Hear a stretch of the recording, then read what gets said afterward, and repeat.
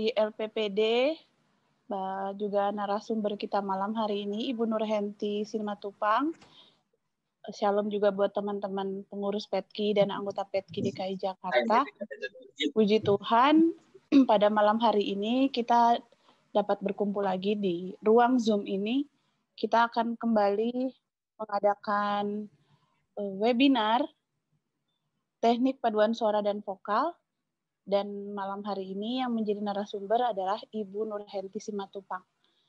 Sebelum saya membacakan profil dari Ibu Nurhenti Simatupang, kita akan mulai webinar malam hari ini dengan doa, dan saya minta kesediaan Saudari Caroline Anggi, SSI Teol, untuk membuka kegiatan ini dalam doa. Baik, Shalom, selamat malam Bapak Ibu Saudara sekalian. Sebelum kita memulai webinar kita malam hari ini, mari kita bersama-sama bersatu di dalam doa. Mari kita berdoa. Bapa di dalam surga, kami sungguh bersyukur Bapa buat kesempatan malam hari ini. Kami bersyukur Engkau mengumpulkan kami Tuhan dalam webinar. Dalam kesempatan malam hari ini, sungguh semuanya karena anugerah-Mu, karena kasih dan kemurahan-Mu. Malam hari ini Tuhan, kami akan memulai webinar kami. Mari pimpin dan sertai kami Tuhan, sertai webinar ini dari awal, pertengahan hingga akhir. Kiranya Engkau yang memimpin setiap kami, Engkau yang membuat kami menangkap dan mengerti Tuhan apa yang akan disampaikan, dan biar semuanya boleh berguna bagi pelayanan kami ke depan dan membawa kemuliaan hanya bagi nama-Mu saja. Terima kasih Tuhan, berkati pembicara yang akan membagikan sharing malam hari ini juga, berkati kami semua. Dan kami serahkan Tuhan seluruh kehidupan kami dalam tangan-Mu. Terima kasih Tuhan, kami naikkan doa ini di dalam nama anak-Mu, Tuhan Yesus Kristus. Amin.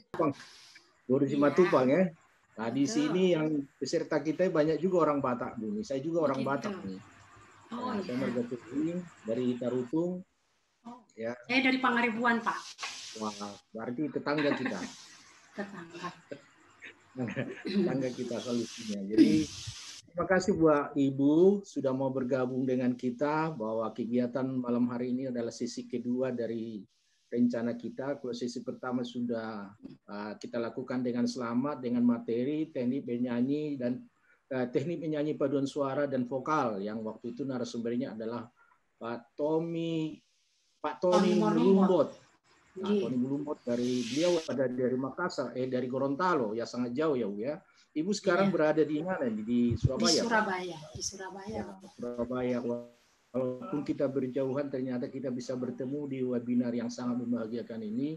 Memang salah satu program kegiatan dari Lembaga Pengembangan Pesparah Daerah Provinsi DKI Jakarta adalah pembinaan terhadap dalam hal paduan suara atau teknik bernyanyi terhadap teman-teman yang penyandang tunanetra. Memang di garis atasnya memang sebutannya adalah penyandang disabilitas, namun kalau penyandang lain ya itu masih bisa bernyanyi dengan melihat not ya, tapi kawan-kawan kita ini mereka harus dengan suara. Oleh karena itu memang ada keistimewaan Bu yang memang harus disampaikan kepada teman-teman kita ini, walaupun mereka sebenarnya mengatakan kami tidak perlu diistimewakan, tapi dalam hal paduan suara atau teknik vokal bernyanyi memang harus paduan suara beda cara penyampainya kepada teman-teman kita ini. Namun demikian saya kira tidak terlalu jauh perbedaannya. Nah, yang paling menarik lagi dengan kegiatan kita malam hari ini adalah yang Ibu jelaskan nanti materi-materi ini bukan kepada guru-guru paduan suara atau guru-guru vokal, tapi peserta musik di Sekolah Menengah Musik Medan 1987, serta menyelesaikan S1-nya di Institut Seni Indonesia dengan program studi musika sekolah ya. Musik sekolah ya, Bu. Bentar.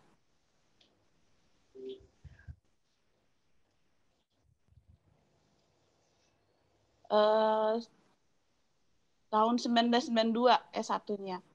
Strata 2 di Institut Seni Yogyakarta, program studi kajian seni. Memulai karir sebagai tenaga pengajar di Universitas Surabaya yang sebelumnya dikenal sebagai IKIP Surabaya sejak tahun 1993. Saya untuk mengajar tunanetra memang pernah. Saya waktu itu ada mahasiswa saya kehilangan penglihatannya justru sudah SMA. Nah, sehingga ketika saya menjelaskan materi-materi musik pada dia, itu butuh disentuh ya. Contoh untuk ketukan, 1 ketukan, 2 ketukan, sinkop, triol, dan seterusnya. Itu butuh disentuh. Jadi harganya sekian dan seterusnya. Itu harus dengan seperti itu. Nah, sementara saya juga pernah menterapi atau ya mendidik anak yang disabilitas juga yang kebetulan sudah TK usia 6 tahun tetapi belum lancar berbicara, sering tidak bisa berbicara. Nah, akhirnya teman-teman saya sama dari jurusan pendidikan luar biasa mengatakan, wah bisa itu kita kerjasama. Ternyata memang untuk waktu saya menjelaskan itu untuk yang tidak bersuara, tangan dia harus saya taruh ke leher saya untuk dia tahu bahwa ada getaran dan seterusnya. Nah, sementara kalau untuk Bapak Ibu Saudara yang tunanetra, ternyata adanya kelemahan itu hanya di penglihatan. Nah, tetapi pendengaran luar biasa. Dari pengalaman saya sudah 26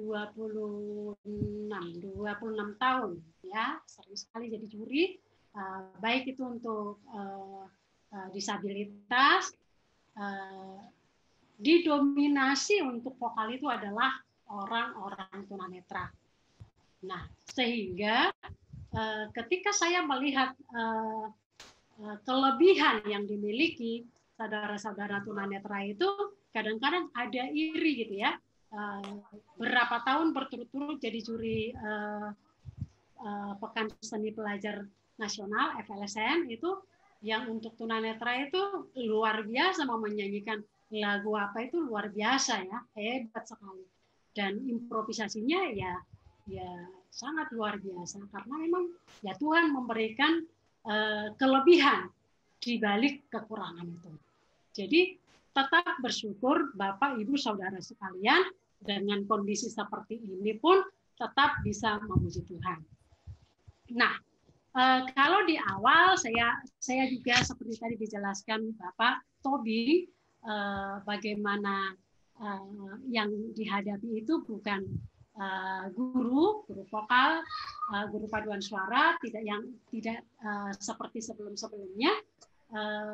Awalnya saya juga dihubungi, seperti apa yang harus saya lakukan gitu. Saya akhirnya ya membaca, mencari informasi tentang disabilitas tunanetra. Nah, dari situlah saya bisa memahami dan juga karena saya sudah pernah terjun mengajar mahasiswa saya. Nah, Bapak Ibu Saudara, ketika kita berwebinar seperti sekarang ini, di mana Ibu, Bapak, dan Saudara ternyata dalam kondisi pandemik seperti ini pun tetap bisa kita melakukan kegiatan paduan suara. Nah, namun tetap ada kendala. Ya, puji Tuhan saat ini kita masih lancar ya. Harapan kita juga sampai besok juga lancar. Seperti tadi jelaskan Bu Cynthia, akan tidak penuh masuk di video karena untuk menghemat kuota, gitu ya. Nah, salah satu memang yang diutamakan untuk bisa berlatih vokal atau berlatih paduan suara virtual, salah satunya sebelum kuota ada ya harus ada HP.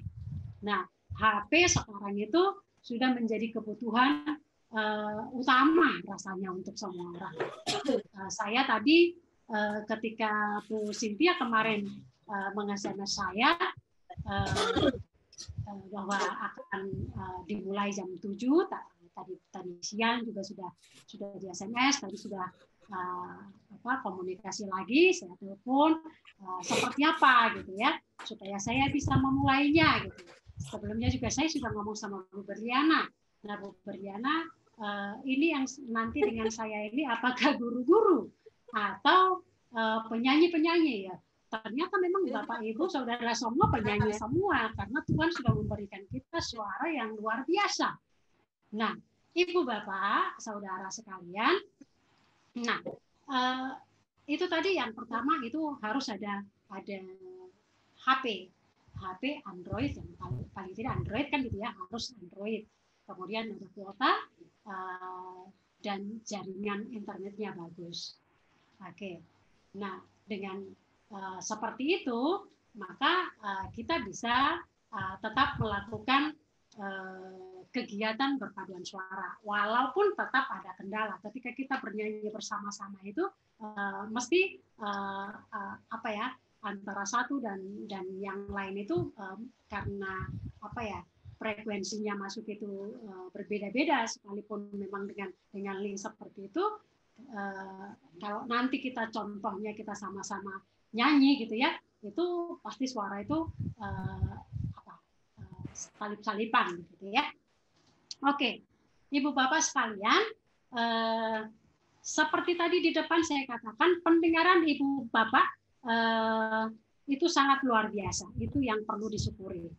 Nah, selain itu, karena pendengaran sudah baik, suara, kenapa Tuhan berikan karunia suara dan pendengaran yang luar biasa? Nah, tentu maksud Tuhan berbeda. Kita mungkin ada orang yang belum bisa menerima, tetapi dengan banyaknya sekarang orang yang luar biasa itu, yang memiliki pengetahuan, memiliki bakat yang luar biasa, ternyata mungkin karena tidak diseimbangkan saja ya, tidak masuk di satu kegiatan. Kalau coba yang normal dengan yang PLB begitu, bedanya hanya mungkin di ekspresi. Karena saya melihat ketika teman-teman kalau lomba itu ya memang karena ikut di lomba itu kan selalu tidak tahu posisi ruangan itu, berkenalan dengan ruangan itu pun sebentar saja, sehingga sudah diantarkan di depan itu bisa menghadapnya kemana begitu ya, sehingga sampai hampir selesai lagunya begitu terus di situ. Nah, saya melihat paduan suara tunanetra yang ada di Medan yang punya yayasan Katolik itu luar biasa. Nanti kita akan mendengarkan contohnya. Kalau mungkin kita tidak kalau orang yang normal katakan tidak melihat videonya, pasti nggak tahu kalau itu orang tunanetra yang bernyanyi, karena artinya mereka bisa bagus seperti orang-orang normal. Ya, nah dengan demikian maka kita harus bersyukur dengan apa yang ada pada kita. Ya, kalau Tuhan memberikan itu ukurannya Tuhan, tidak perlu kita iri ya. Walaupun tadi saya katakan saya kadang-kadang iri melihat teman-teman tunanetra bisa memiliki suara yang luar biasa ya. Nah, tetapi dalam hal ini iri dalam tanda petik, dalam hati saya menangis, kenapa ya kok sebegitu hebatnya gitu. Ternyata itu ya karunia yang Tuhan berikan yang tidak bisa orang lain minta. Nah, ketika tadi hati sudah ada, kuotanya ada, jaringannya bagus. Nah, seperti tunanetra yang alat terutama pada tunanetra adalah pendengaran, maka ternyata yang tunanetra itu karena banyak mendengar, maka pendengaran itu semakin terlatih dan semakin terlatih. Nah, Ibu Bapak, kemudian berikutnya, ketika kita, kalau tadi Bapak Ibu semua penyanyi, saya yakin penyanyi semua. Tadi saya mau minta bocoran dulu dari Bu Cynthia seperti apa kondisi Bapak Ibu semua. Memang untuk berpaduan suara, katanya Bu Cynthia tadi belum, tapi pernah sudah punya vokal group. Sebenarnya bernyanyi kan di paduan suara, nyanyi solo, bernyanyi vokal grup, bernyanyi. Tekniknya paling tidak ya kalau di paduan suara memang butuh ada kesamaan-kesamaan. Sementara kalau kita bernyanyi sendiri itu ya sesuai dengan gaya kita, ya. Nah, Ibu Bapak yang kalau tadi suara kita sudah dikaruniai, kemudian kuota kita sudah ada, nanti Ibu Bapak Saudara semua mungkin juga sudah tahu. Kemudian ketika kita bernyanyi kan posisinya bisa ada dua ya, bisa berdiri dan bisa duduk. Nah, posisi yang paling baik untuk bernyanyi itu tulang punggung Bapak Ibu sekarang Saudara bisa merasakan. Saya juga akan merasakan. Tulang punggung kita diusahakan untuk tegak, gitu ya. Jadi perut tidak ketekuk, gitu ya. Nah, itu yang pertama, tidak menyandar, ya, tidak menyandar, gitu. Kemudian sama, ketika berdiri pun posisi seperti itu, posisi harus lurus.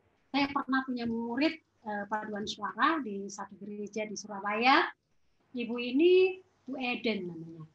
Usianya sudah 80 tahun. Memang ya sudah ya mau tidak mau ya secara umur kan bentuk tubuh itu lama-kelamaan akan semakin pendek, semakin bungkuk begitu ya. Terus yang menjadi masalah memang di pernapasan. Nah, di pernapasan ketika mau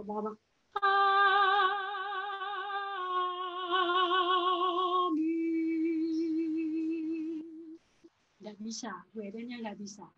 Terus kenapa ya saya bilang begitu? Saya tidak terlalu berpikiran ke sana, Pak. Hanya Bu Eden ini menyemangati orang-orang muda supaya aktif di paduan suara gitu ya.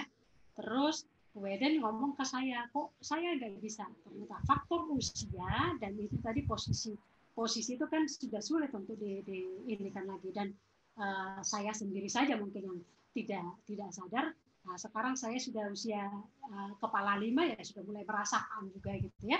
Nah, artinya teman-teman ini semua saudara-saudara bisa nanti dicontohkan atau sekarang dalam posisi di rumah masing-masing coba sekalipun tidak terlihat videonya tetapi lakukan seperti yang saya perintahkan. Ibu Bapak, Saudara duduk tegak ya, perut tidak terlipat, tidak menyandar. Oke, semua bisa ya. Kemudian coba berdiri. Ketika Ibu Bapak berdiri, juga upayakan bahwa tulang punggung belakang itu tegak.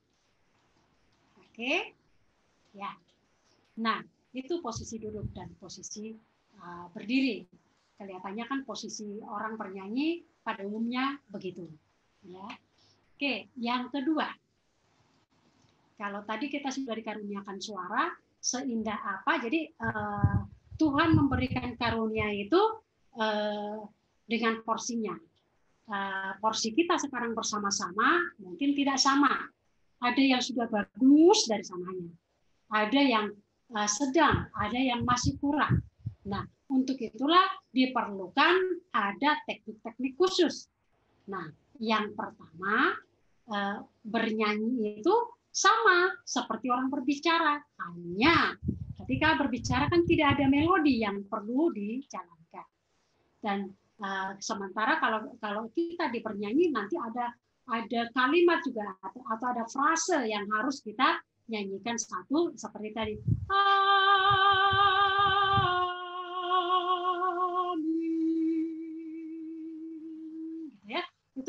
itu kan bukan frase, itu hanya satu kata. Nah, ketika kata itu nanti sampai putus, itu kan artinya ketika penyampaian itu jadinya tidak sama. Nah, karena bernyanyi pada prinsipnya kan sama seperti orang berpidato, sama seperti orang berkhotbah gitu ya. Ada satu kesatuan yang harus sampai pada orang yang akan mendengarkannya. Oke, bagaimana latihan pernapasan yang baik? Nah, Ibu Bapak, Saudara, bernapas seperti kebiasaan Ibu Bapak itu bukan pernapasan yang salah, itu pernapasan yang benar. Ada 3 pernapasan ya, pernapasan dada, pernapasan perut, dan pernapasan diafragma. Nah, dari ketiga pernapasan itu yang biasa kita lakukan memang sehari-hari itu pernapasan dada. Nanti ketika di rumah, ketika mau istirahat setelah kita nanti selesai webinar, coba Ibu Bapak tidur, nanti ditaruh bantal di perutnya. Apakah bergerak atau tidak? Kemudian taruh di dada. Bergerak atau tidak.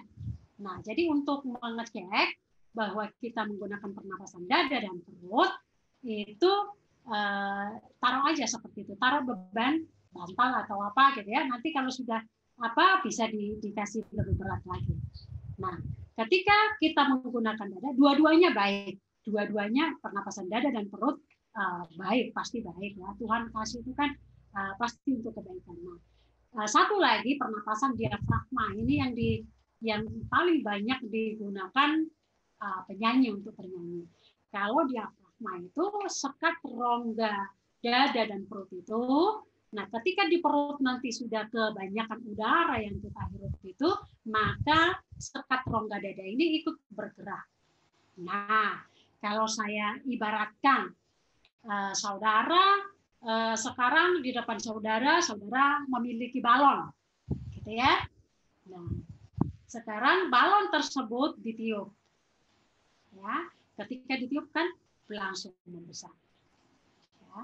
Nah, kalau di tubuh kita ini balon atau ruang yang paling mungkin untuk menyimpan udara adalah di perut. Coba kalau kita bernapas pakai dada, nah lama-lama pundak kita naik, ya, lama pundak naik. Nah, seperti tadi ketika tidur itu ternyata kita sudah menggunakan pernapasan kombinasi ya. Jadi tadi kalau saya jelaskan dada dan perut, ternyata antara dada dan perut itu ada sekat, ya. Itu yang namanya diafragma. Nanti dicontohkannya. Nah, kemudian bagaimana menghirup udara sama seperti biasanya.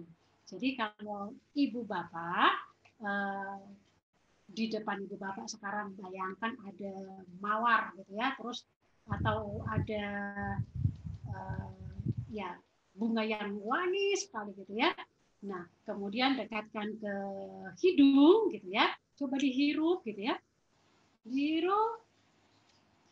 Nah, seperti itu caranya. Dihirup pelan-pelan. Nah, ketika menghirup udara itu pun boleh dilakukan dengan 2 cara. Yaitu dengan cara menghirup lewat hidung. Bisa seperti itu. Atau dilakukan melalui mulut. Ya, bisa melalui mulut. Nah, kemudian udara itu harus disimpan dulu di dalam perut, bukan disimpan di dada. Nanti kalau disimpan di dada pasti sesak. Contoh ketika Ibu Bapak makan gitu ya, terus nggak turun sampai perut kan sakit. Kira-kira seperti itu. Jadi nafas itu pun ketika tidak nyampe di perut, artinya di dada saja itu ketika kita akan menyimpan banyak itu akan kesulitan. Nah, saudara, ketika kita sudah bisa menghirup, nah menghirup itu kalau bernapas itu ketika kita menghirup pertama boleh dengan cepat, tahan, dibuang, lagi, tahan, dibuang. Oke, kemudian pelan-pelan menghirupnya. Kalau tadi langsung gitu ya, kalau ini perlahan-lahan. Dan lalu dibuang pelan-pelan juga.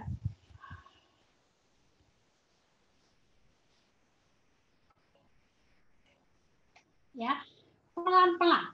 Kalau bisa, saudara bisa juga melakukan dengan desisan. Jadi dihirup.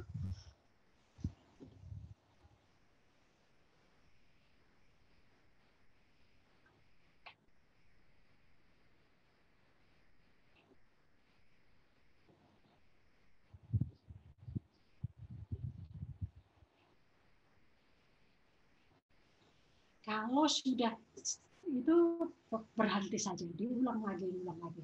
Nah, kemudian latihan ini harus rutin. Jadi tidak perlu lama-lama 1 hari latihan gitu ya. Yang penting latihan dan latihannya tidak lamanya waktu. Ya.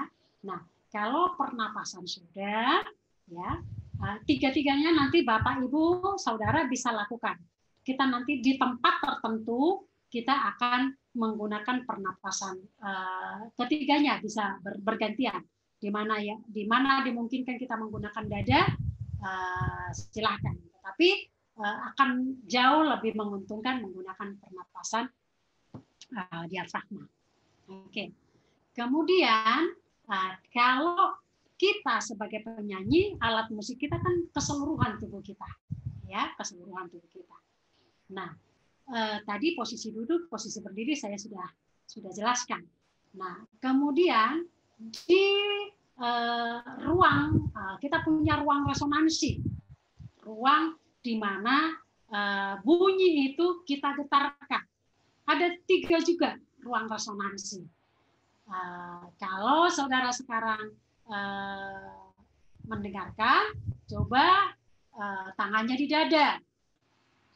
Coba ngomong di sana, a, a, a, a. Itu pasti getaran di dada kita itu jelas, ya.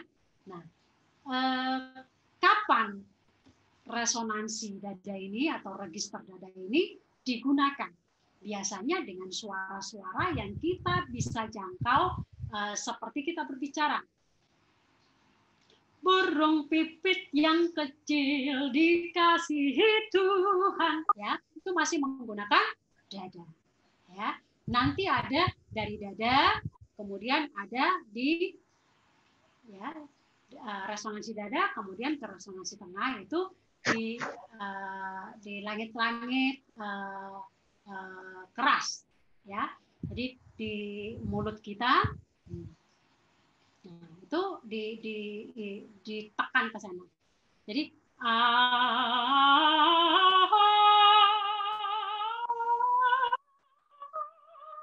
itu nanti semakin ke atas, makanya ada head voice, ya, sudut kepala. Itu nanti bisa berpindah ke sana. Nah, kapan itu digunakan? Setiap orang memiliki kesempatan tidak sama untuk menggunakannya, karena masing-masing orang Tuhan berikan suara yang tidak sama, ya, tidak sama, sehingga ketika saya mengatakan Budian seperti saya, nggak bisa. Jadi,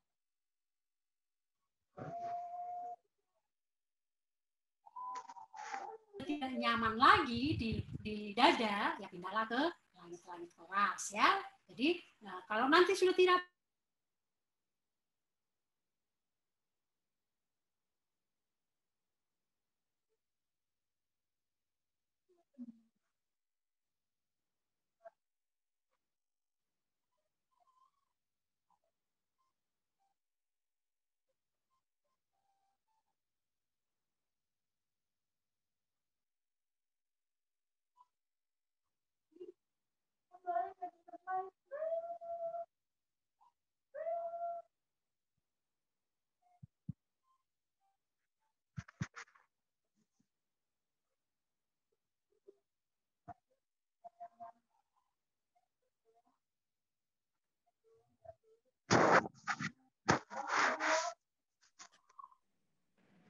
Tidak terdengar, Bu, suaranya.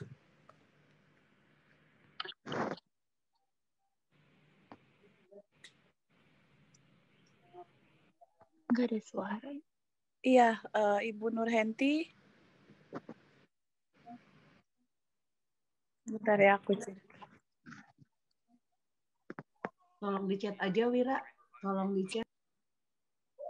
Ya, kayaknya putus ya Ibu Nurhentinya ya. Enggak, masih ada. Tolong di-chat, Wir. Tapi Kayaknya ya ada jaringan deh. nih. Karena Ibu kan pakai 2 device ya, pakai laptop sama handphone. Yang laptop yang putus, yang laptop. Mungkin salah satu putus ya.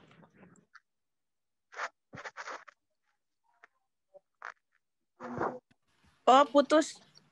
Putus dua-duanya. Ya, putus ya? Ya udah bisa? sambung lagi, Bu. Sudah, Bu. Sambung lagi. Kami sempat bingung Ibu kemana.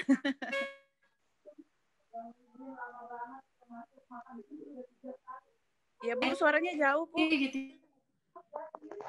Oke. Ya, nah, Ibu jauh? Ini sudah, Bu. Bentar. Sudah jelas kah? Sudah, Bu. Sudah jelas kah, Ibu? Oke. Sudah, Bu. Sudah. Ya. Oke.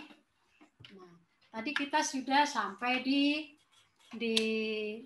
pernapasan dan produksi suara ya. Ya, jadi memproduksi suara tadi ada 3 juga. Kemudian bagaimana kita menggunakan ruang resonansi yang ada itu karena berkaitan semua.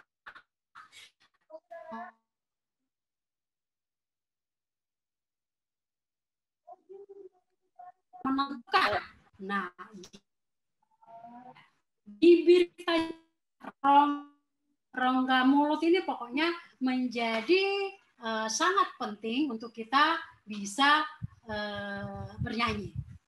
Nah, oke, berikutnya.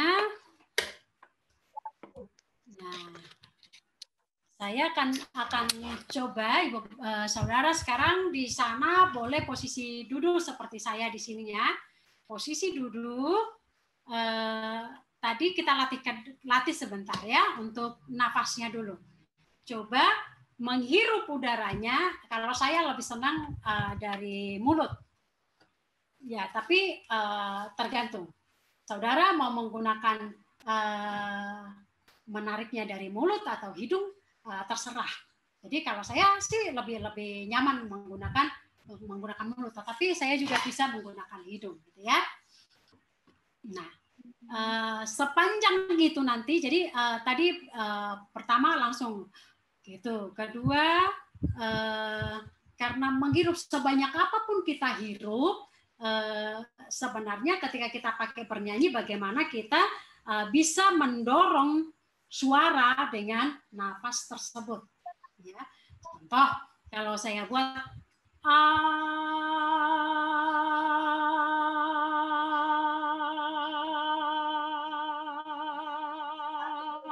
ya, semua kita pasti sudah bisa bernyanyi semua, nggak ada yang tidak bisa karena semua penyanyi. Nah, kemudian kan kita tahu ada 5 vokal dan 5-5-nya itu sangat terkait dengan ketika kita bernyanyi, karena yang kita nyanyikan itu adalah bahasa gitu ya. Nah, untuk posisi mulut ya, untuk posisi mulut ada orang, kalau saya dulu ikut paduan suara baru datang ke Surabaya itu mau cari kerja begitu, bergabung dengan paduan suara gereja, pelatih di sana menyuruh 3 jari harus muat gitu ya. Nah, 3 jari harus muat. Boleh. Kemudian ada yang mengatakan, loh 3 jari kebanyakan, 2 jari saja. Ada yang 2 jari. Nah, tergantunglah. Kalau mungkin bibirnya sangat tipis sekali ya mungkin nggak bisa gitu ya. Jadi tergantung. Kalau saya tetap tidak akan menyalahkan.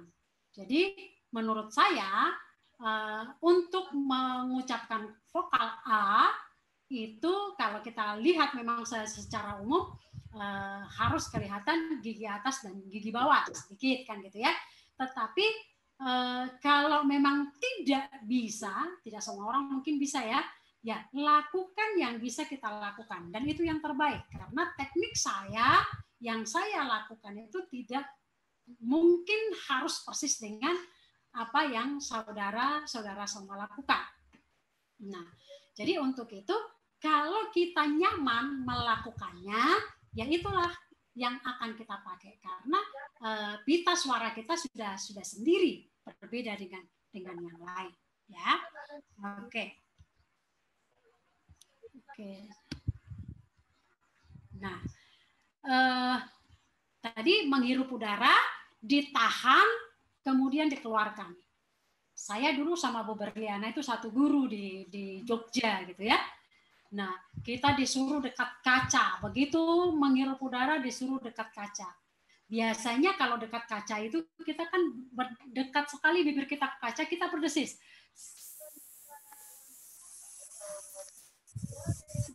Ketika kita berdesis seperti itu, kalau tidak rata, maka akan keluar butiran air. Atau paling tidak uap begitu ya di kaca itu. Nanti boleh lakukan sendiri. Nah, jadi harus rata. Jadi berdesisnya itu kecil tetapi ditahan gitu. Nah, walaupun kita sudah bisa berdesis, bisa bernafas banyak, menahan banyak, yang utama yang bagaimana? Ketika digunakan bernyanyi. Boleh berdesis bisa 10 ketuk, 20 ketuk. Ketika dipakai bernyanyi, ternyata nggak kuat gitu. Nah, di mana yang salah gitu ya? Nah, berarti ada rongga yang kita pakai itu belum pas. Nah, saya pernah melatih ibu-ibu pejabat begitu ya. Ketika saya latihan pernapasan, karena latihan pernapasan kan bagaimana kita menampung udara banyak di perut sehingga diafragma kita itu juga bergerak kan gitu ya. Terus latihan sekali itu langsung saya diprotes, Bu, katanya kalau mereka kan biasa senam gitu. Kalau senam kan yang dicari memang bentuk kan begitu ya, bagaimana belakang bisa semakin itu dan seterusnya gitu ya. Jadi berbeda sekali gitu. Tetapi ternyata pernapasan diafragma itu sangat baik juga untuk kesehatan. Saya melatih mahasiswa saya yang asma itu bisa agak sembuh begitu ya, apalagi dia kalau rajin latihan gitu ya. Mungkin saudara-saudara nanti bisa latih di rumah perlahan-lahan. Nah, untuk melakukannya seperti tadi, kalau bantal sudah bisa digerakkan gitu ya di perut, kemudian ganti buku, kemudian lebih tebal lagi kamus dan seterusnya. Ketika itu bisa digerakkan, maka diafragma kita semakin bisa berkembang. Nah, itu perlu dilatih dan dilatih dan dilatih. Nah, ketika mengeluarkan itu tadi juga harus ibu, bapak, saudara harus rata ya. Kalau sudah mulai stop ya, ulang lagi latih. Nah, pertama bisa 5 ketuk nggak apa-apa, tapi katanya orang sehat itu 12 ketukan. Kalau nanti saudara-saudara nggak sampai 12 ketukan, dalam tanda petik berarti ada sesuatu, ya. Tapi jangan takut, mungkin saja kita bukan penyakit ada di sana ya, tetapi memang tidak terbiasa. Makanya untuk ketika saudara berdesisnya itu tidak rata, yaitu yang mempengaruhi. Nah, ketika sudah bisa kita berdesis dengan panjang gitu ya. Kalau tadi desis yang legato ya, yang ditahan. Coba berdesis seperti menyanyikan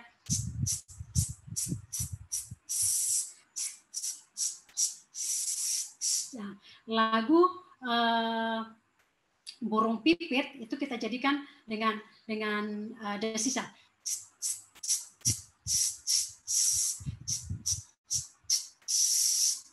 Nah, sama mungkin ketika kita bisa berdesis begitu itu ganti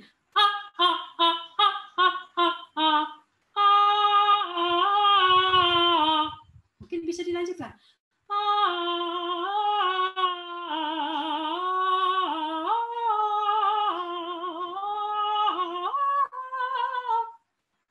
Ya, bisa lebih panjang lagi. Tapi harus dilatih dan dilatih terus ya. Oke, lanjut ya. Tadi artikulasi baru saya jelaskan di A. Nah, saya tidak akan tadi saya sudah katakan teori yang mengatakan 3 jari, 2 jari saya setuju. Saya tidak membantah. Tetapi ketika saudara tidak bisa melakukan itu, tapi saudara bisa memproduksi suara dengan baik tanpa harus seperti itu, ya itulah lakukan. Karena itu lebih pas untuk saudara. Ya, jadi, nah itu A tadi seperti itu. Kalau bisa 3 jari, saya kalau 3 jari terlalu memaksa. Itu jadinya tidak. Kayaknya 2 aja, 3 gitu ya. Kemudian dari A,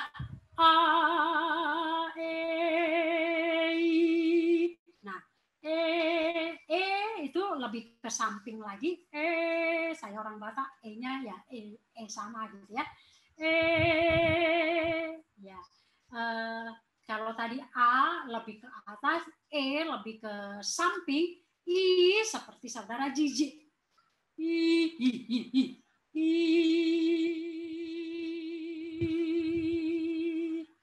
Ya. O seperti corong.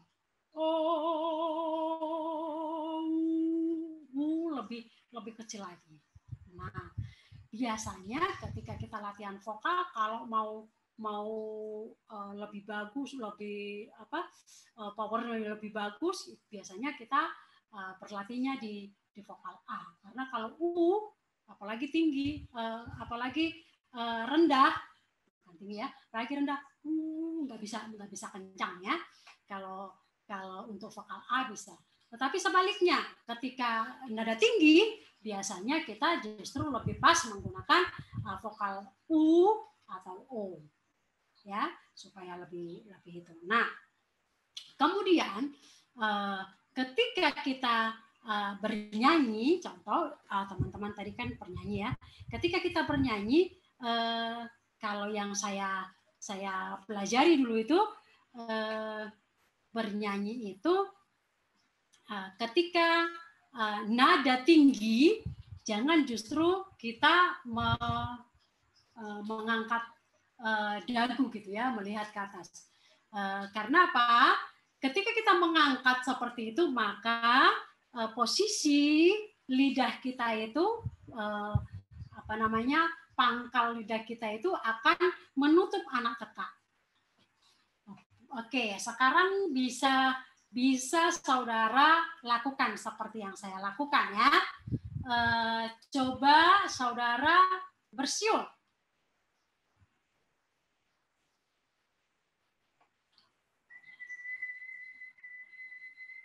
Ketika kita bersiul, kalau mungkin yang cewek-cewek nggak bisa bunyi nggak apa-apa. Tetapi coba sekarang posisi bersiul seperti itu, coba rasakan. Ujung lidah kita sudah menyentuh kaki atau pangkal gigi. Ya, pangkal gigi. Nah, coba bersiul lagi. Nah, itu otomatis. Ujung lidah kita sudah otomatis nempel di sana. Nah, bernyanyi yang itu nada-nada tinggi sebenarnya tidak hanya nada tinggi, sebenarnya dengan posisi lidah seperti itu. Nah, lidah ini akan mengikuti sesuai dengan syair yang kita nyanyikan. Ya, saya dulu menemukan lidah bisa seperti itu cukup menyadiskan ya, sadis gitu ya. Dosen saya dulu itu ketika saya nyanyi, kok suaramu loh Nurhenti, suaramu itu ketelan gitu ya. Ketelan, ada orang mengatakan gelap. Oh, gitu ya. Lari gitu. Jadi saya biasanya kalau waktunya kuliah saya sudah harus datang dulu setengah jam. Saya latihan suara dulu. Tuh, terus dosen saya itu katakan, besok ketika kamu mau itu kuliah, kamu tolong bawa sendok ya, katanya, sendok makan. Oh iya Pak. Nah, terus saya datang, saya sudah latihan dulu, saya sudah pemanasan karena kita takut kalau dosen datang belum bisa itu takut gitu ya, nggak seperti orang sekarang gitu ya.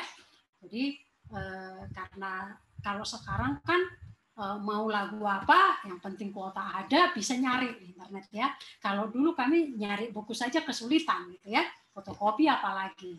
Nah, karena serba terbatas dulu ya. Saya pas mau kuliah itu saya sudah selesai, belum selesai latihan suara. Ya, saya sudah tahu beliau datang. Saya nyanyi.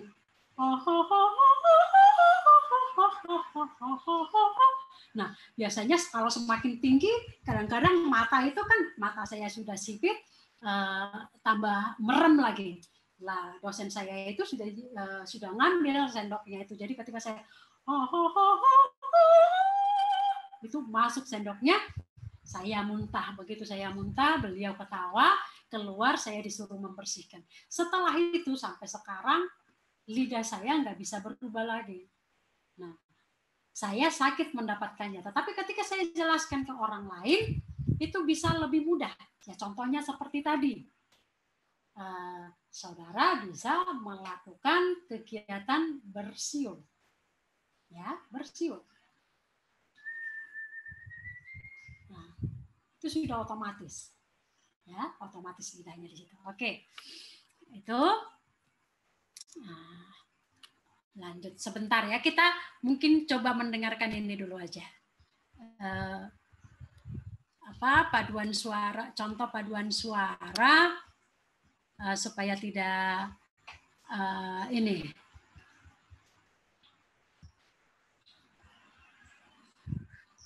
Tidak apa namanya? Sebentar ya.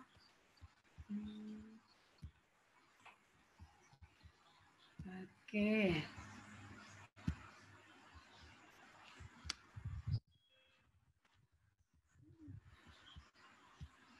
Oke.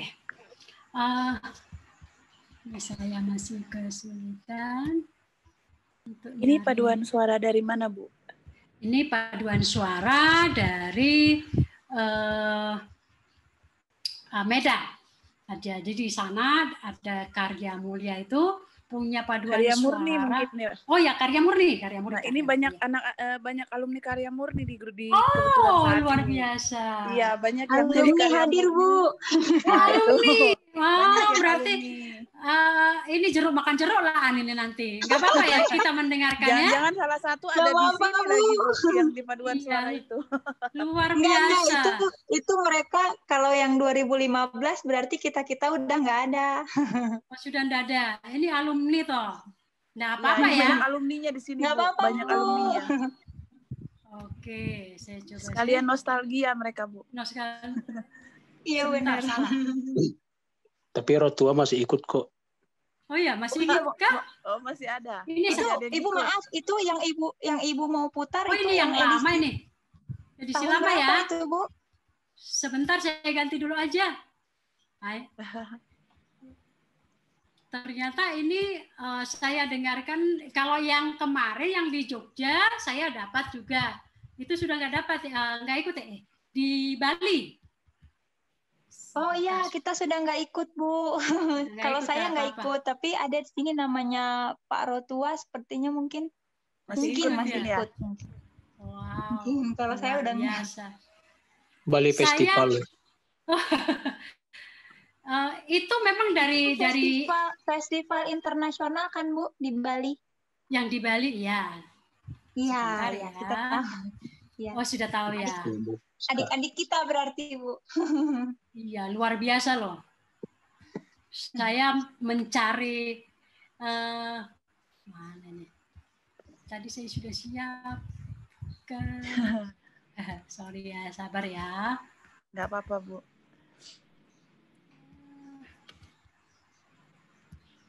Abang, bantu Mama. Ternyata dunia itu sempit ya. Sempit. Kayak seperti minggu lalu Pak Tony dari Sulawesi juga, kebetulan saya juga orang Sulawesi Utara, terus ada juga yang dari Sulawesi Selatan, Pak Tony pernah di situ ngajar. Sekarang Ibu ternyata tahu tentang paduan suaranya teman-teman di Karya Murni. Luar biasa. Yang paduan suara itu. Oh, share screen. Bukan. Sebentar ya. Iya Bu, silahkan. Itu benar Bu, Gloria. Gloria ya. Kedengeran. Cari Bang di materi Mama itu. Oke, sambil di nama saya sebentar. Nah, Kakak kelas yang baik ya, hafal judulnya loh. Aku aja. Materi. Iya, ini mantan-mantan dari Karya Murni yang ikut-ikut paduan suara ada di sini, Bu. Oh, gitu ya. Berarti di sana sudah pelatih dong. Mereka udah di Jakarta Belum, Bu. semua ini. Oh, belum. Dulu kita zamannya masih jadi yang dilatih. Oh ya, ya mestinya sekarang sudah naik tingkat dong. Udah lama nggak padus, Bu. Amin. Sudah lama nggak padus? Iya, Bu. Ya, materi saya kan hanya materi ulangan, toh. Menginikan kembali, toh. Ya. Yang di apa itu bukan, nggak ada lagi wajahnya di situ ya. Ini yang Karya Murni kemarin saya sudah siapkan. Nah, di sini Bang.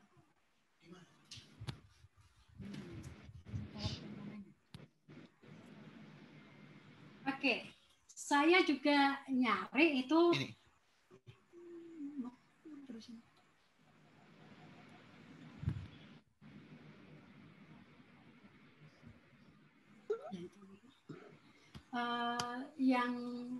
Yang Vietnam itu juga luar biasa sekali. Mereka mengalahkan,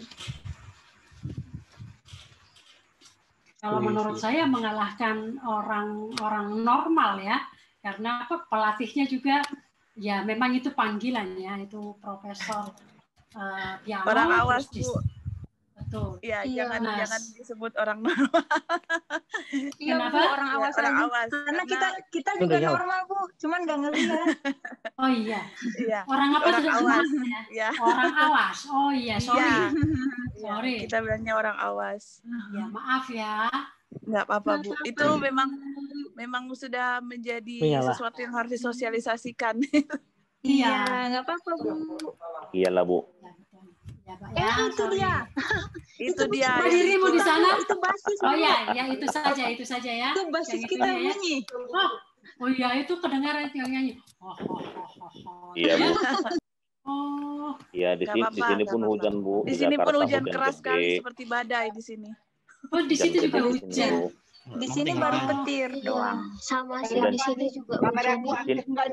Iya. Di sini juga hujan campur air. Kita dengarkan teman-teman. Kalau ini kan masih ada dirimu ya. Yang mana, Bu? Nah, coba lihat sini. Ada paling dirimu di sini.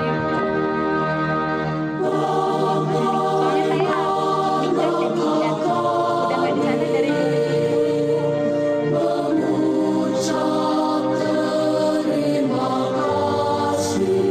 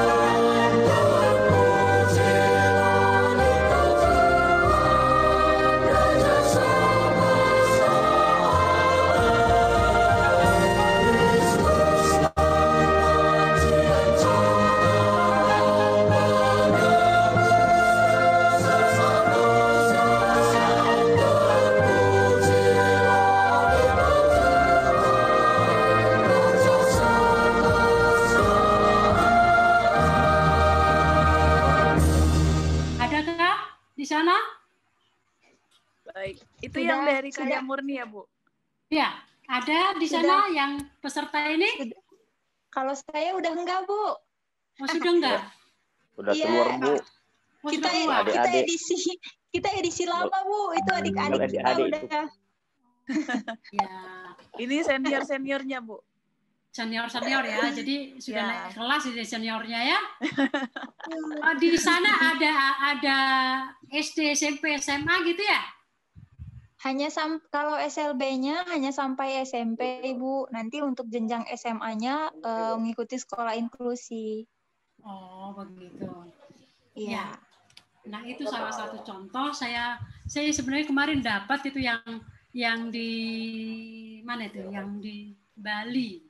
Yang di Bali bagus, Ibu, mereka. Ya, sudah dengar ya? Aduh, sudah. Tidak kencang banget. Nah, itu juga bagus. Nah, ini ya, kita dengarkan sebentar. Saya lagi. Mudah-mudahan ada yang di Bali. Nah, ini. Ini kan? Iya, kayaknya ini, Bu. Dari tampilannya sih ini.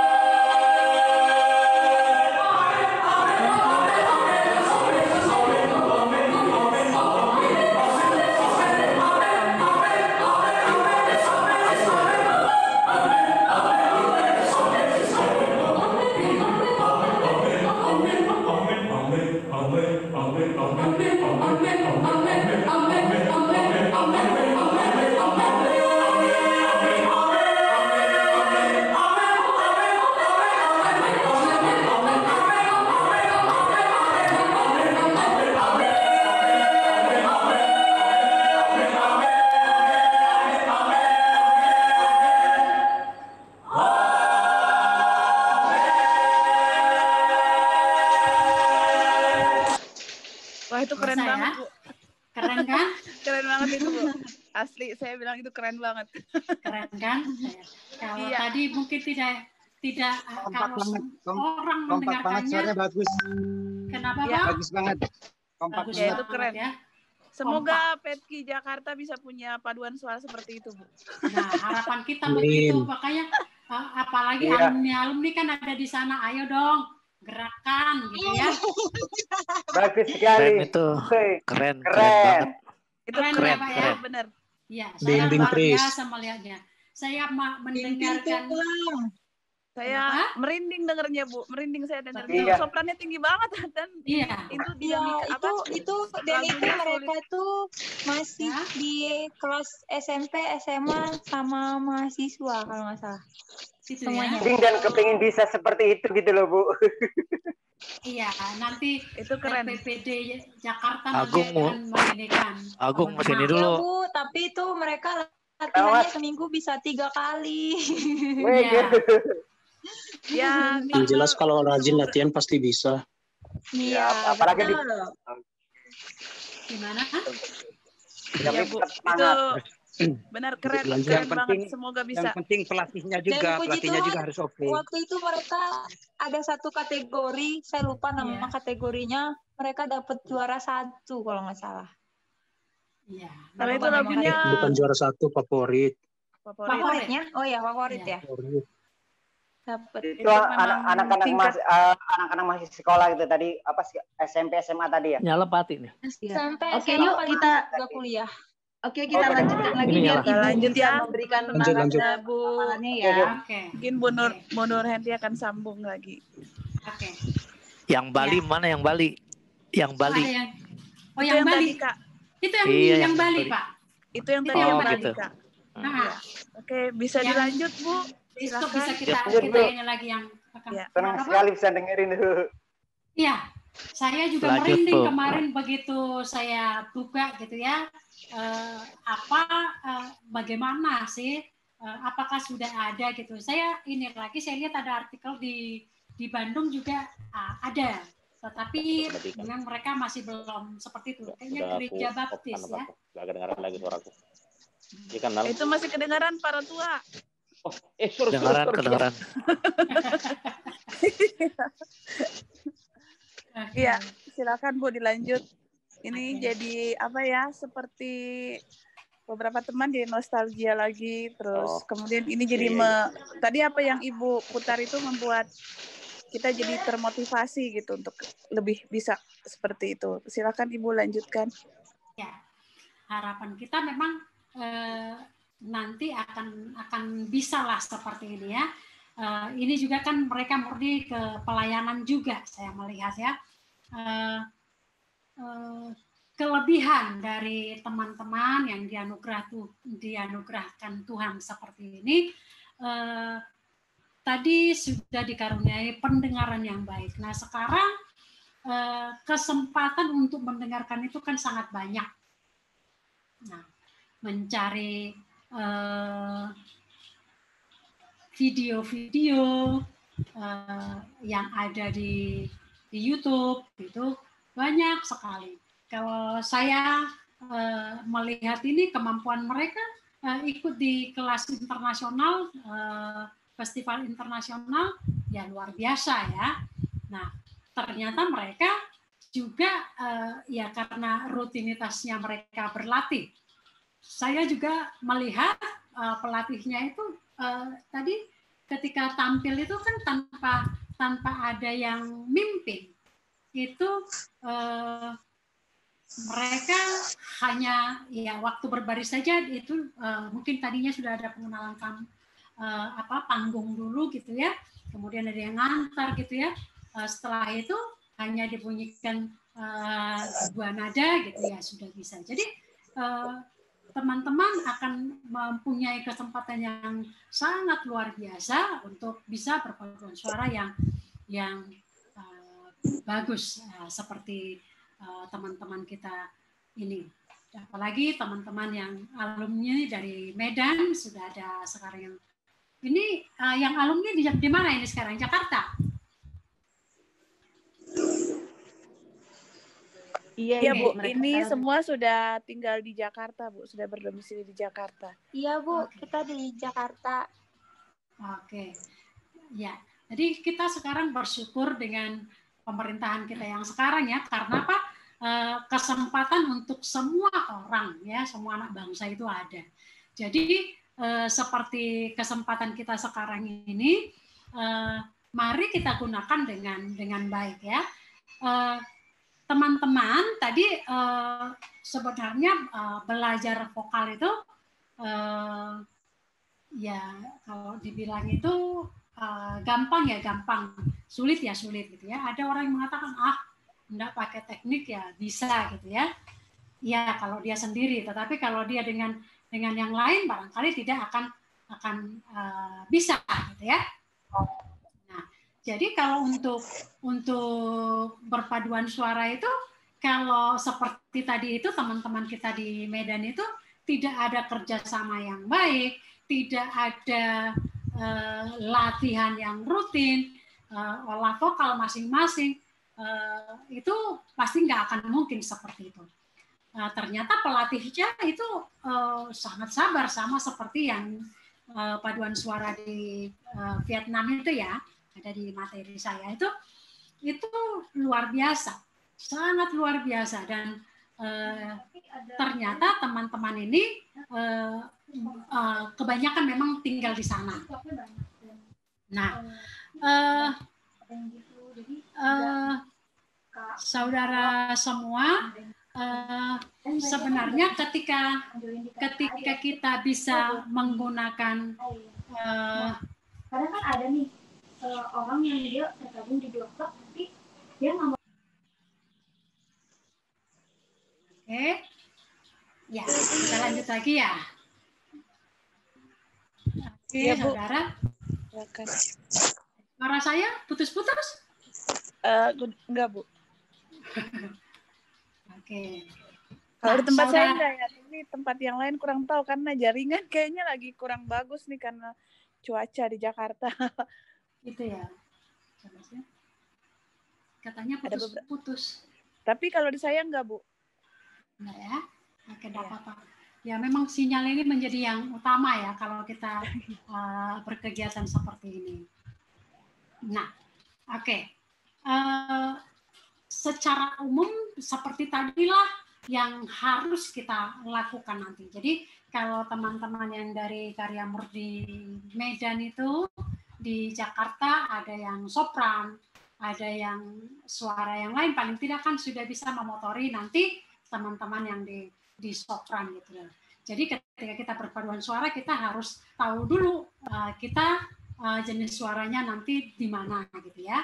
Jadi kalau nanti ini akan terbentuk di Jakarta itu akan sangat baik sekali ya. Kesempatan di Jakarta itu kalau sekarang kalau webinar sih di mana-mana sama kesempatannya ya kalau di kota besar. Nah, untuk itu budaya mendengar itu sebenarnya jauh lebih baik gitu ya untuk teman-teman. Yang luar biasa menurut saya ketika saya baca proses mereka latihan itu di Medan itu harus diulang sama pelatihnya. Memang untuk melatih mereka itu harus memiliki panggilan jiwa yang luar biasa ya, sehingga mungkin tidak kalau untuk mendengar ya, karena kalau teman-teman itu mungkin karena itu sudah ada di yayasan, mungkin sudah menggunakan braille ya.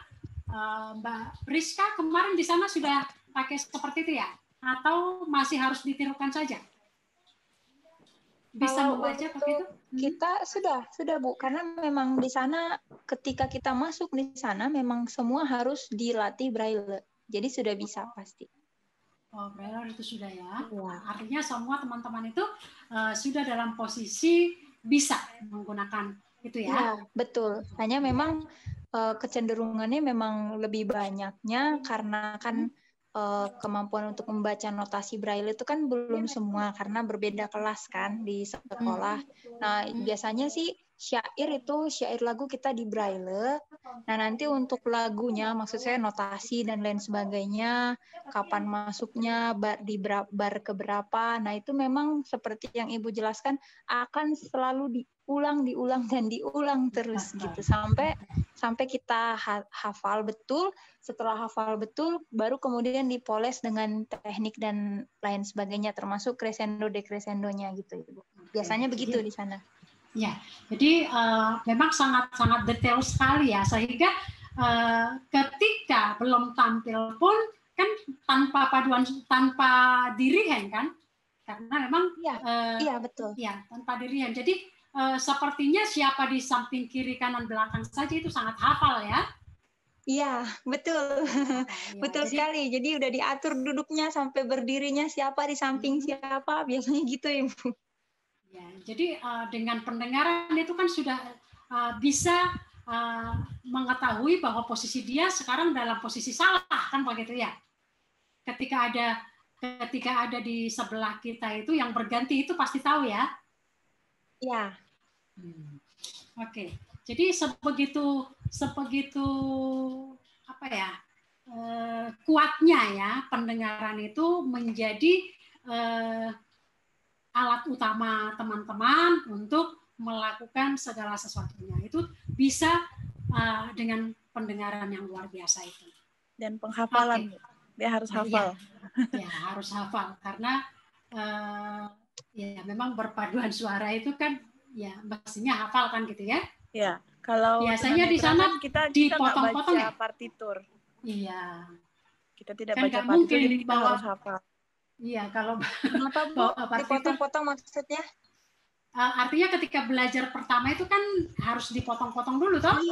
Iya. Jadi lagu itu nanti sama artinya akan dibagi part, misalnya part pertama dari kalimat ini sampai ke kalimat ini. Nah, itu diulang dulu. Jadi kita nggak akan bergerak ke part berikutnya sebelum part yang sebelumnya bisa. Sampai dikuasai gitu. Jadi, dulu. Kadang gini Bu, kalau yang manual kan hanya bait 1, bait 2, pemisahannya seperti itu. Tapi kalau di lagu-lagu seperti lagu yang tadi itu kan kemungkinan di bait satunya itu bisa dibagi jadi 2 atau 3 bagian gitu. Kalau memang tingkat kesulitannya tinggi. Ya tinggi lah gitu. Biasanya gitu. Ya, karena itu juga tadi kan masuknya kan tidak sama. Jadi harus tiap orang itu harus menghitung betul gitu ya. Betul. Oke. Ya. Jadi bagaimana kita menggunakan tubuh kita ini sebagai alat musik yang sempurna untuk berpaduan suara bisa kita lakukan. Teman-teman bisa melakukan dan sangat mungkin dilakukan dengan kondisi virtual sekarang. Bersyukur sekali juga di balik ada pandemi ini sebenarnya banyak hal positif juga yang kita bisa syukuri bersama ya. Coba dengan seperti ini kita bisa belajar bersama. Minggu lalu belajar dengan Pak Tony gitu ya, dengan banyak hal yang bisa kita dapatkan bersama-sama, kita bagi bersama-sama gitu ya. Nah, kalau saudara-saudara nanti sudah dibentuk paduan suaranya, saya pikir akan mungkin bisa seperti teman-teman kita yang ada di Medan, dan harapan kita bisalah seperti itu ya. Saya kemarin mencoba juga yang paduan suara Vietnam itu juga sudah keliling beberapa negara gitu ya. Tetapi saya nyari videonya nggak dapat gitu ya. Nanti sudah saya cari beberapa hari, saya cari nggak ada, hanya artikelnya saja yang ada, sehingga untuk pembelajaran bahasa itu ya seperti itu tadi. Mereka sendiri pun dilatih untuk tidak hanya berpaduan suara. Jadi mereka bisa berpaduan suara, mereka juga bisa main musik semua. Nah, harapan kita sekalipun ada keterbatasan di penglihatan teman-teman, tetapi tidak menjadi penghalang untuk teman-teman tetap bisa beraktivitas untuk berpaduan suara. Nah, akan ada kendala, ya pasti ada kendala. Tetapi di balik kendala itu minimal nanti dari kita latihan, kita mendengar gitu ya, itu sudah sangat banyak dampaknya untuk kita perpaduan suara. Sekarang memang sangat dimudahkan ya. 2 tahun yang lalu, 2 tahun yang lalu saya membawa paduan suara juga ke paduan suara mahasiswa ke Sparawi mahasiswa ya ke Papua. Nah, kami di UNESA itu sangat ya minoritas sekali ya. Jadi untuk mencari anggota paduan suara itu sulit sekali, padahal mahasiswanya banyak karena 90 sekian persen kan berkerudung. Jadi memang sulit lah untuk mendapatkan mahasiswa yang Kristen gitu ya. Nah, ketika mau melatih, jadi di awal-awal ya saya tirukan karena memang bukan jurusan musik gitu ya. Jadi banyak yang awam untuk membaca nota angka gitu ya. Walaupun mereka orang-orang gereja gitu. Nah, sehingga ketika saya lihat kesulitan begitu, mereka juga anak-anak muda yang bisa nyari ya. Ternyata di internet itu kan kita bisa nyari -1 untuk suara apa saja gitu ya. Ada partitur apa gitu, cari gitu ya. Kemudian mau ambil soprannya saja ada, mau ambil bassnya saja ada. Kemudian nanti yang ketika ada juga yang utuh digabung begitu. Jadi sekarang kita di era sekarang ini sangat banyak kesempatan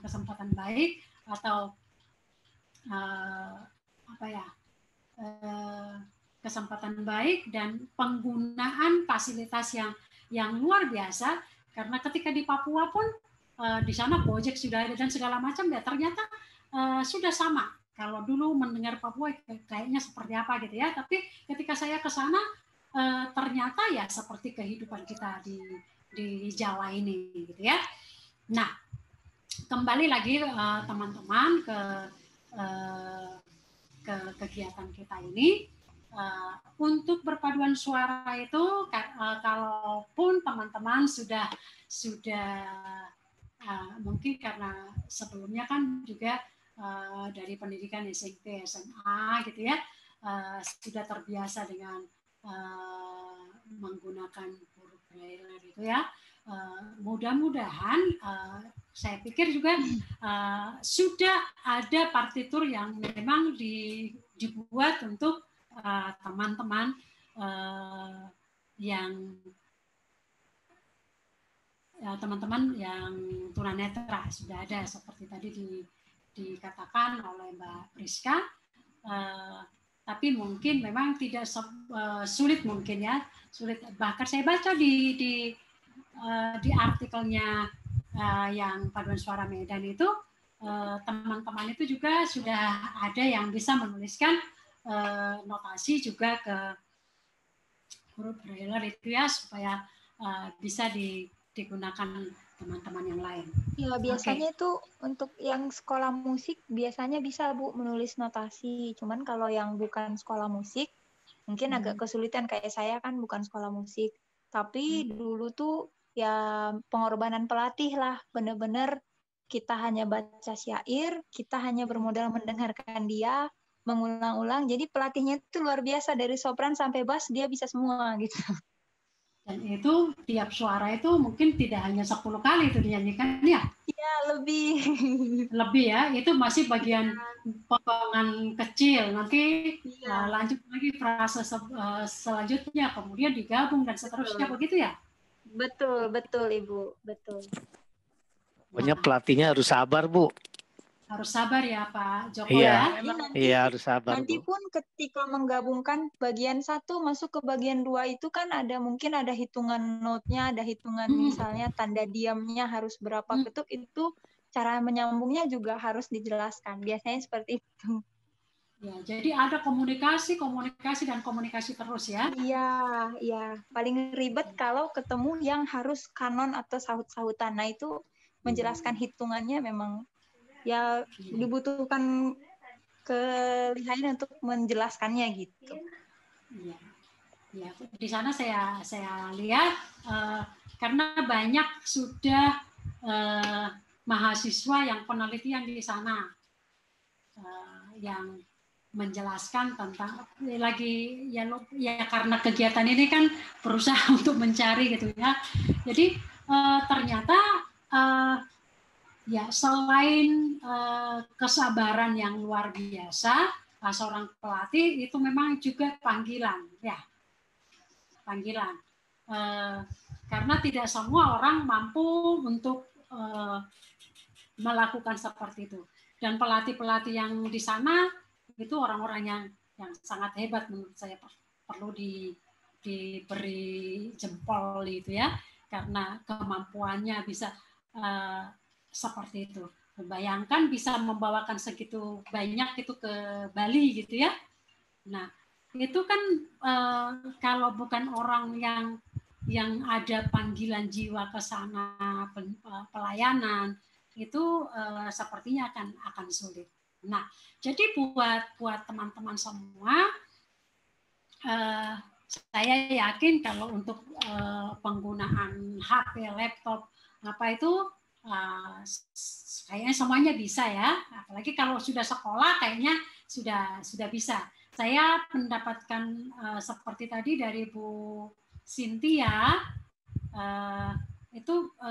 saya itu pernah melihat ternyata di HP-nya teman-teman itu kan ada titik gitu ya di apa itu, di huruf apa gitu. Jadi patokannya dari sana. Saya nggak ngerti. Jadi ternyata memang itulah patokan teman-teman untuk bisa juga berkomunikasi, SMS, chatting dan segala macam,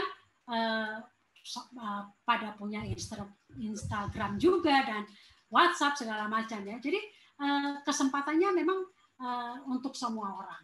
Jadi seperti tadi kalau saya bolak-balik salah menyebutkan ya mohon maaf ya.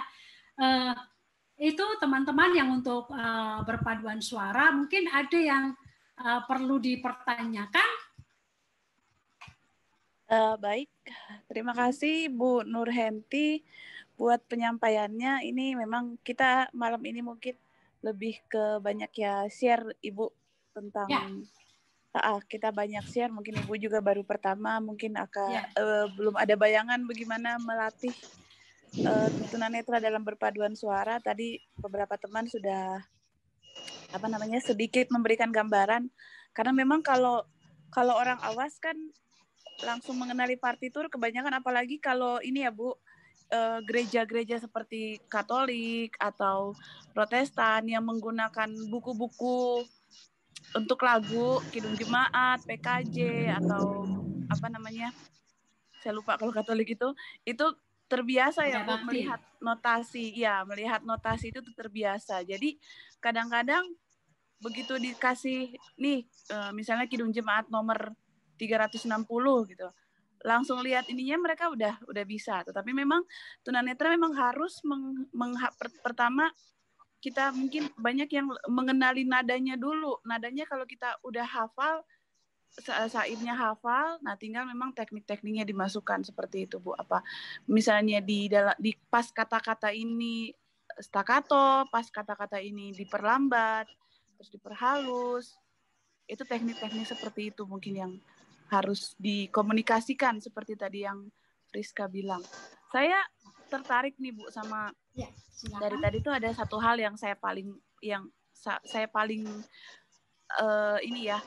mungkin sesuatu yang kadang tunanetra itu agak mengabaikan karena berfokus pada suara, pada jangan fals, pada memberikan suara yang terbaik. Ekspresi Bu, saya tertarik sama ekspresi. Saya tertarik sama ekspresi. Nah mungkin ini nanti bisa jadi bahan koreksi juga buat kita semua ya, ketika kita menyanyi itu ekspresi kita tampaknya kayak apa.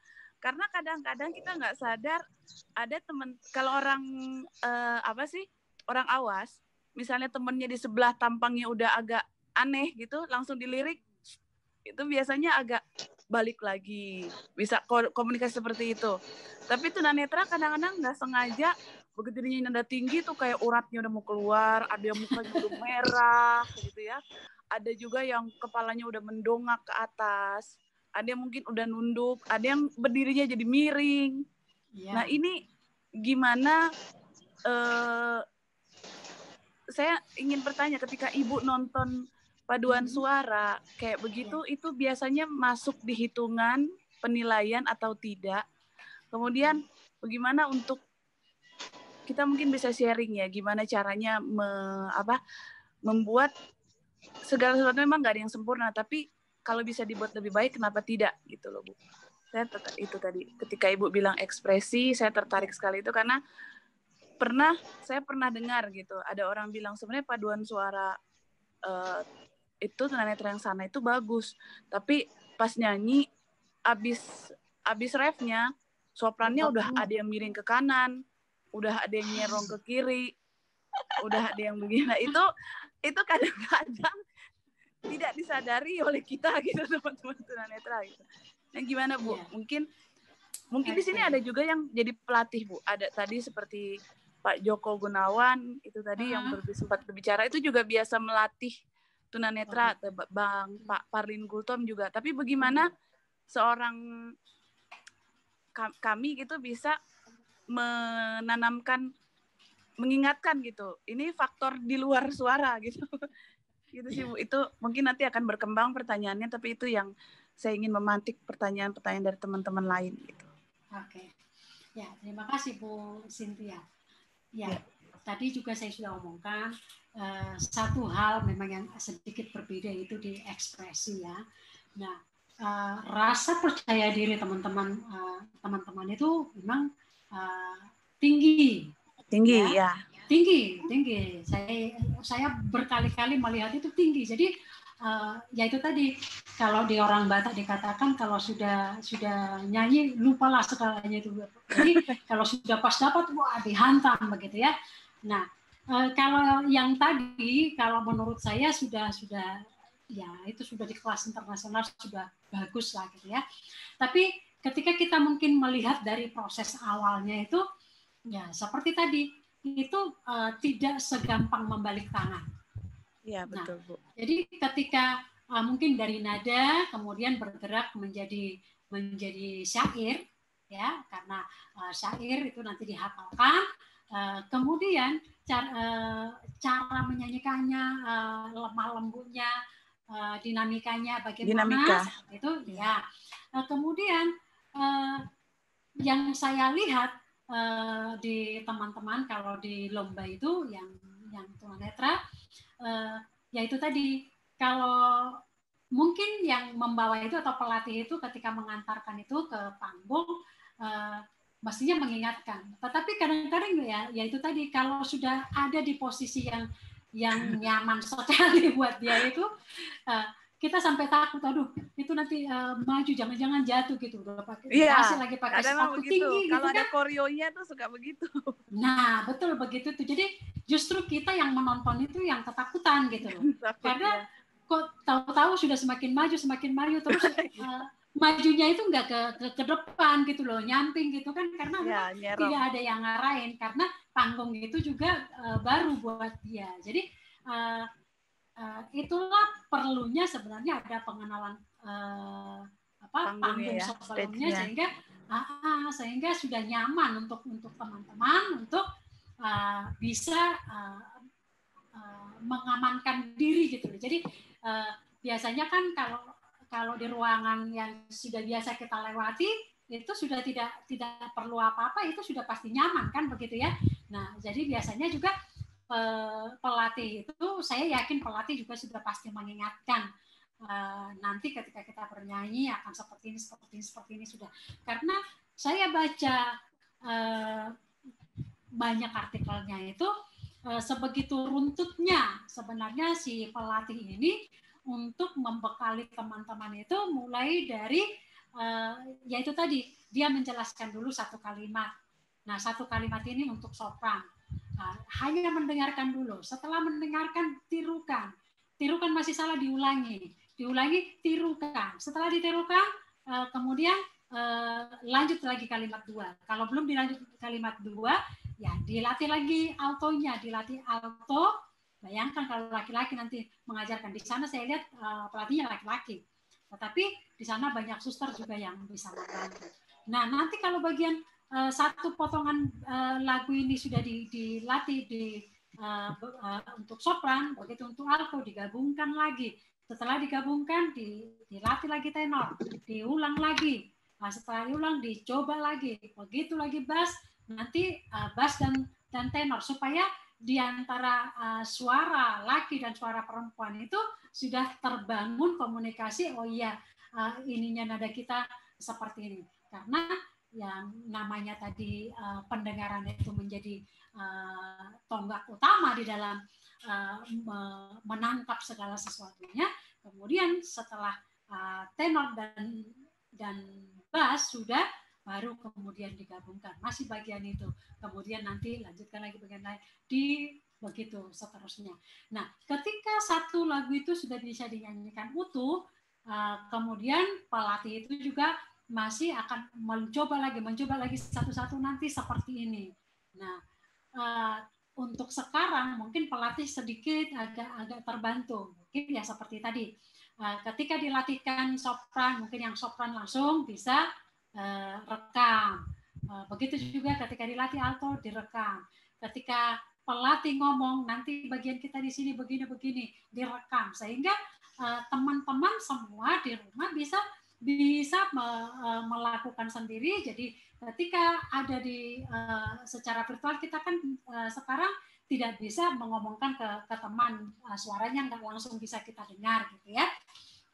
Nah, jadi seperti itu. Kemudian untuk di ekspresinya itu sendiri diomongkan lagi sama pelatih. Nanti melihat ke depan, karena syair lagu ini seperti ini, dan boleh senyum. Tapi yang saya lihat itu kadang-kadang ya itu tadi, karena keterbatasan di sana itu membuat ekspresi itu memang sedikit sulit, dan itu juga pengalaman dari pelatih itu mengatakan seperti itu. Tidak hal yang mudah, tetapi mungkin kalau di tempat sendiri bernyanyi itu akan beda gitu. Begitu mungkin Bu Cynthia. Jadi ini yang perlu kita perhatikan bersama. Kalau kita sedang bersama berpaduan suara, ingat ketika di tempat yang walaupun paling nikmat buat suara kita untuk kencang, tetapi berusahalah, karena memang ternyata hidup itu pengendalian diri yang paling. Ya, betul. Ya, ketika semua ingin bersuara kencang, ya disitulah tidak terbangun lagi. Tetapi apalagi seperti tadi kan dijelaskan ada canon gitu ya. Kalau canon itu siapa yang membawa melodi itu kan, itu mestinya lebih terlihat, terdengar, lebih menonjol gitu ya. Lebih dominan. Juga, yang polifoni juga seperti itu dan seterusnya. Nah, ketika kita bisa melakukan penahanan diri yang baik, saya yakin ekspresi itu akan bisa. Dan itu terbukti tadi yang kita dengarkan bersama-sama. Coba lihat itu soprannya, sekalipun tipis itu ke atas itu masih tetap nyaman untuk dinyanyikan. Iya, betul, Bu. Karena apa? Mereka semua menahan diri. Ya. Dari sekian sopran itu kenapa warnanya tetap kelihatannya tipis, tetapi tipisnya itu tidak ada yang menonjol satu kan? Iya. Iya, Bu. Jadi suara itu nggak tahu itu suara siapa kan, kalau paduan suara. Jadi cuma tahu itu suara sopran, itu nggak tahu siapa yang nyanyi gitu. Jadi tidak boleh menonjol. Betul. Ibarat kita minum kopi, gula sudah kita masukkan, kopinya sudah. Iya. Ya, Pak? Kita nggak tahu tuh. Iya. Ya, nggak tahu Bapak gimana sekarang gulanya, kan begitu. Iya. Ini kalau Pak, ini yang bicara Bu Nurhenti, ini ada Pak Joko Gunawan. Dia juga salah satu yang mungkin ingin bertanya. Dia juga memang dulu waktu zaman kami sekolah, saya, Ibu Reta, Ketua PETKI Jakarta itu, dan beberapa teman lain, ini pelatih vokal grup kami, Bu. Mungkin Kak Gun bisa menambahkan untuk sharing gimana suka dukanya. Melatih Ya, kami memang dulu lah gitu Kak Gun.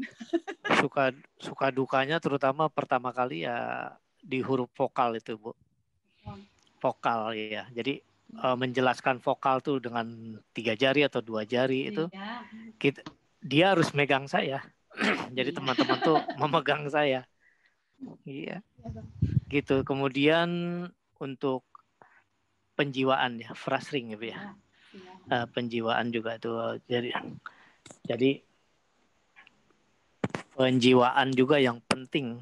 Karena kalau kita nyanyi nggak ada penjiwaan, rasanya lagu itu tidak tersampaikan ya, tidak tersampaikan. Demikian sih. Kemudian terkadang ada teman juga, Bu. Saya punya teman dulu, jangankan dia tampil, rekaman di studio itu udah kita arahkan. Ini mikrofonnya, tapi kan kalau di studio mikrofon tidak boleh dipegang kan. Tiba-tiba dia muter 180 derajat. Jadi suaranya iya, jadi langsung di-cut ya. Itu ada juga tunanetra yang seperti itu. Tapi saya rasa kalau kita yang di sini yang ikut dengan Petki, saya rasa semuanya itu udah sebagian besar berpengalaman sih di dalam vokal grup atau paduan suara ini, Bu. Begitu, Bu. Ya Pak Joko, saya juga melihat seperti itu. Kenyataannya memang untuk teman-teman ketika sudah bernyanyi itu sendiri pun atau vokal grup atau di paduan suara, ya pengalaman Pak Joko itu saya yakin itu memang terjadi karena ketika saya melihat langsung pun teman-teman yang sendiri itu ya kira-kira seperti itu. Gitu. Ya, memang kadang kayak gitu, Bu. Jadi udah konsen sama suara, mungkin yang kayak tadi dia terbiasa mic-nya dia pegang. Jadi gitu, begitu dia rekaman mic nggak kepegang, kadang kan gini ya, Bu, ketika dia mengalirkan suara, mau menyanyi gimana, ada reaksi tubuh yang kita buat. Reaksi tubuh yang kita buat, tiba-tiba kita nggak sadar udah nengok ke kanan, ntar nengok lagi, udah muter jadi 180 derajat, bisa tiba-tiba kayak gitu. Nah ini tantangannya memang. Nah itulah yang utama menurut saya memang harus mengenal lingkungan itu. Kalau tidak kan ya itu yang membuat kalau ya seperti tadi dia harus menyentuh, harus memegang gitu ya. Sementara yang tempat yang kita untuk pakai itu tidak lagi seperti itu. Nah posisi itu saya sudah bilang tadi, posisi itu tidak sendiri, tidak paduan suara, tidak duet itu sering seperti itu. Jadi ya memang harus selalu akan pelatih itu menurut saya pasti selalu akan mengatakan bahwa nanti nyaman saja seperti ini, bagaimana. Tetapi ketika kita mungkin di tempat lomba seperti tadi teman-teman kita di Bali itu tadi saya melihatnya masih ada juga ya, kan ada yang terakhir masuk itu, ada yang itu sama di pojok itu dia agak menjauh dari temannya itu karena tidak sadar posisi dia terlalu miring gitu. Dan itu juga kan nggak mungkin lagi akan diatur lagi kan? Iya kan nggak mungkin ada orang lagi yang sudah mau maju terus diatur lagi dicek begitu kan? Sepertinya nggak mungkin toh karena sudah ditarik toh gitu. Nah itulah yang menjadi tantangan mungkin berikutnya. Apalagi Pak Joko sendiri juga kan dengan teman-teman yang sama gitu ya. Jadi, sama-sama tunanetra. Jadi betul. Pelatihnya kalau tunanetra kita tidak bisa melihat teman-teman itu ekspresi seperti apa. Ya. Nah, kita hanya bisa menilai dari suaranya, suara mereka yang mereka hasilkan. Gitu. Betul. Saya melatih orang itu ya karena dia tidak yang tunanetra itu leher saya itu dipegang sama dia. Saya bernyanyi itu di ini kan. Ya, karena kan dia mungkin aneh suara kok bergetar gitu loh. Jadi sumber getaran itu di mana gitu. Jadi leher saya dipegang. Ketika saya juga melatih pernapasan, saya saya pegang perutnya, saya suruh dia pegang perut saya dia juga pegang pundak. Nah, dia sampai seperti itu karena prosesnya kan tidak terlihat gitu. Jadi memang harus benar-benar dicontohkan. Jadi sangat-sangat harus detail. Berbeda dengan yang biasa. Mengajarkan kepada orang yang awas ya, Bu. Iya. Ya. Mungkin teman-teman lain ada yang masih mau bertanya?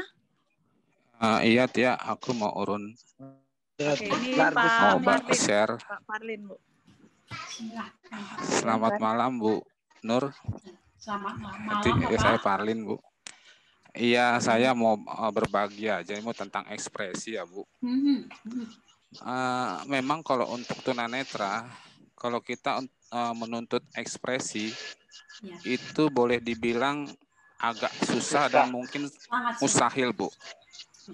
Karena begini, tunanetra itu kan ada yang dia menjadi tunanetra ketika dia dewasa. Ya. Ada yang sejak lahir.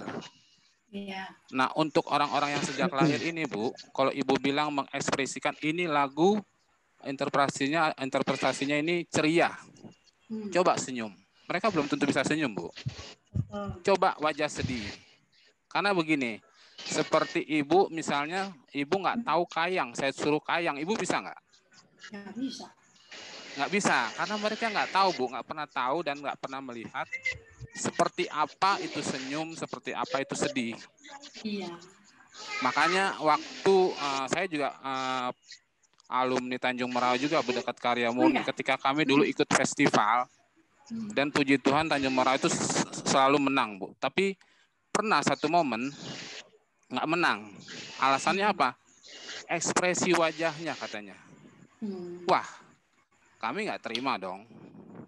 Tunanetra dituntut ekspresi wajah yang menyatakan bahwa ini cerminan atau penghayatan dari sebuah lagu yang kalian nyanyikan. Ya, sejak dari situ paduan suara kami nggak pernah ikut lagi. Karena nggak bisa. Mungkin kalau gerak masih dimungkinkan. Tapi kalau ekspresi wajah itu sangat sulit dan sulit sekali, Bu. Seperti yang saya bilang tadi, Ibu disuruh kayang sementara Ibu nggak pernah melihat kayang itu seperti apa gitu. Sama aja kayak tunjukkanlah pada saya misalnya nih tunanetra ya. Ini warna apa nih? Biru atau hitam? Misalkan seperti itu. Mereka nggak pernah tahu warna hitam seperti apa, putih seperti apa. Mungkin bagi mereka itu warna semua sama gitu. Kita nggak bisa menuntut kalian harus tahu dong hitam ini seperti ini. Tutup matanya. Terus buka putih matanya. Ya kalau mereka yang tunanetra sejak besar dia bisa, tapi yang sejak lahir nggak bisa, Bu. Putih itu seperti apa, hitam seperti apa itu mereka nggak tahu. Makanya ya nggak bisa kalau kita tuh dalam lomba paduan suara menuntut ekspresi dari tunanetra, terutama ekspresi wajah ya, nggak bisa itu. Terus juga tadi mengenai itu juga mengenai dirigen atau konduktor, sebenarnya juga kami sering juga ikut paduan suara, memang kebetulan juga konduktor atau dirigennya itu tunanetra, cuman dia melakukan kalau orang lihat kan biasanya pakai tongkat atau tangan atau pakai stick apa-apalah. Kalau kami biasanya itu menggunakan ketukan kaki, Bu. Oh, kaki ya. Nah, jadi sepatunya dibunyiin. Jadi kaki itu bisa menjadi metronomnya gitu. Oh. Tapi ketika biramanya 3/4 di setiap ketukan ketiga dia akan dibuat lebih kencang. Atau birama 4/4 di ketukan 4 dia akan membedakan bahwa itu di ketukan 4 itu lebih kencang gitu. Gitu. Nah, terus ini lagi satu lagi. Memang ya kalau ada kelebihan sih, Bu, kalau teman-teman di Medan ya, Bu, kalau saya perhatikannya di Medan apalagi di asrama. Karena saya perhatikan mereka itu ya pada dasarnya punya ini ya, Bu, punya talent yang otodidak ya, Bu. Jadi iya kebanyakan seperti itu. Begitu ngumpul kalau di kita Batak kan mar lagu tulu, mar lagu dua, Iya. mar lagu sada. Iya, benar-benar. Langsung tanpa dilatih pun mereka tuh spontan itu. Tanpa dikomando. Langsung trio. Komando gitu. Ya. Dan itu kelebihan Langsung dari trio. orang-orang sono gitu. Makanya saya pernah waktu ikut Bible Camp pun ketika kami break, kami minta ke pendamping, nggak ada yang dengar. Padahal kami sama-sama jauh, nggak ada sedikit pun kami konsep, nggak ada sedikit kami niat. Ayo kita panggil yuk mereka dengan ini yuk, dengan paduan suara gitu. Kau suara berapa? Kau suara berapa? Udah 1, 2, 3, 4 tuh spontan, Bu. Iya. Langsung dengan ayo 1, 2, 3 makan gitu. 1, 2, 3, 4-nya itu benar-benar pas gitu. Nah itu kelebihan memang dari teman-teman yang di sana ya Bu ya. Yang mungkin ya, kalau di kita Batak yang pada dasarnya kan menyanyi itu kan udah seperti makanan sehari-hari Udah aja jadi gitu. makanan, udah jadi Iya, kebiasaan. jadi untuk melatih mereka itu tidak begitu sulit gitu. Dan pada dasarnya memang mereka sudah mempunyai itu bakat-bakat atau alami. kemampuan otodidak itu yang alami gitu. Ya udah Bu, segitu aja. Makasih banyak Bu untuk moderator. ininya. Gus moderator. Sharingnya.